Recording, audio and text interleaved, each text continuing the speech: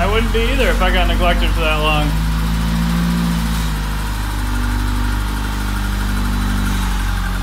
Straighten. Yeah, you're good, man.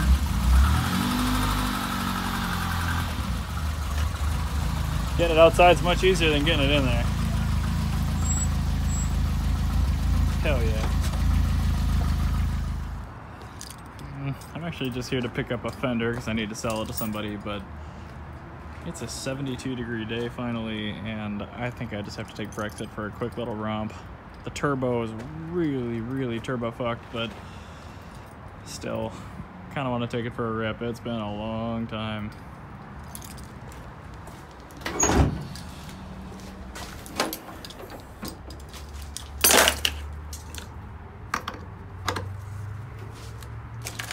She's been popping right off on the cold starts, so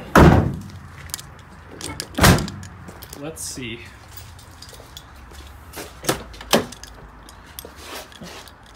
Probably should have those behind.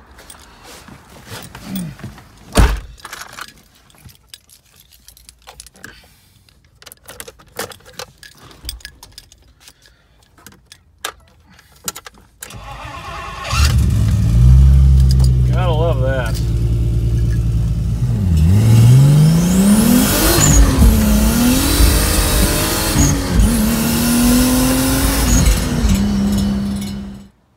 Well, now that we finally had the taste of spring for real, and it's 70 degrees outside, this car is still about ready for its first track day. So you guys have been following along. We know exactly what we've done as far as bolt-on modifications for performance, but track days are a little bit different. So we're going to be working today on brakes and then a low temperature coolant thermostat.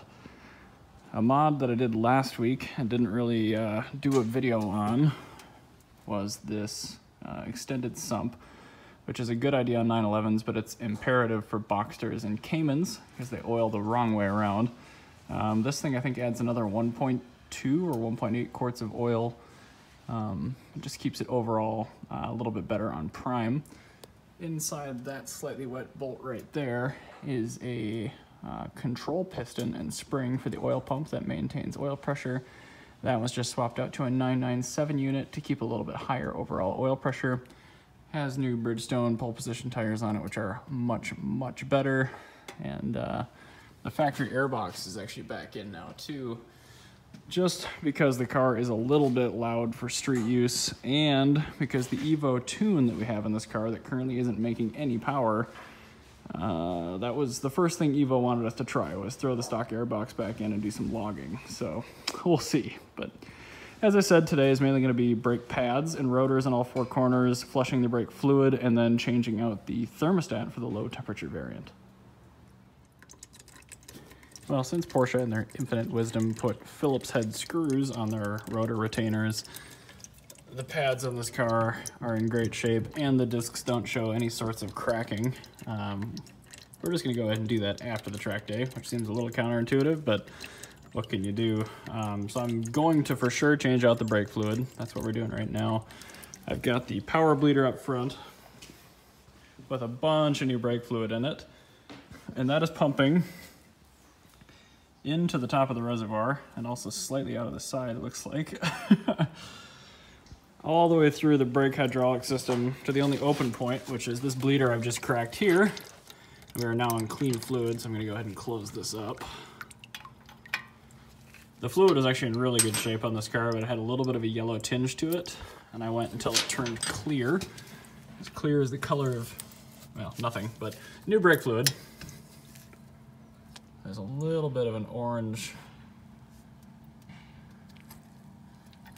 tinge to that. Of course, it's not going to take long for it to get clear there because it's in the same caliper. But I just want to make sure I get all of the old fluid out and make sure there's no air bubbles. Typically, you'd start in the rear right corner on a left-hand drive car. Rear left is fine too.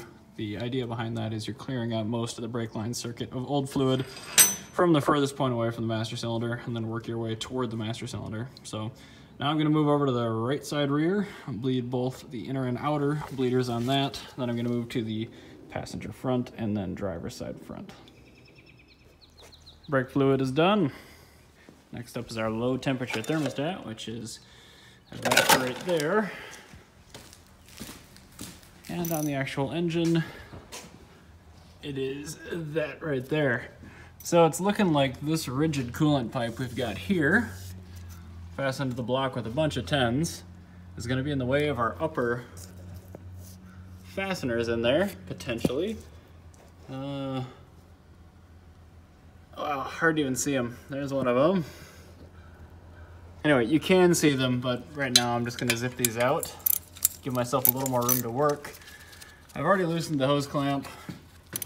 There's obviously a full system of coolant in here that I have to drain out, so that'll be my next order of business, but I want to get this pipe out of the way to make sure that I can do this job with these facilities. And let's just see. Well, an uncomfortably long amount of time later, the thermostat is out. A 4-post lift is not the best device. The upper 2 fasteners are extremely difficult to get at, but it's off, and I've cleaned up the mating surface a little bit just with a wire brush and a towel.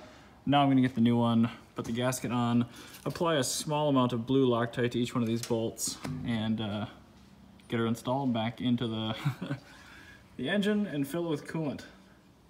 What a nightmare. Well, with most jobs, putting it back together quite a bit quicker than taking it apart, mainly due to, at least on this job, nothing really being wet and drippy anymore. There's the new thermostat.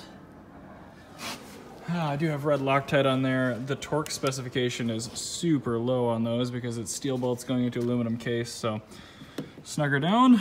Now we're gonna get the coolant going. I've actually raised the rear half of the car to help evacuate air pockets from the cooling system, since this is a rear engined vehicle. A little bit tricky.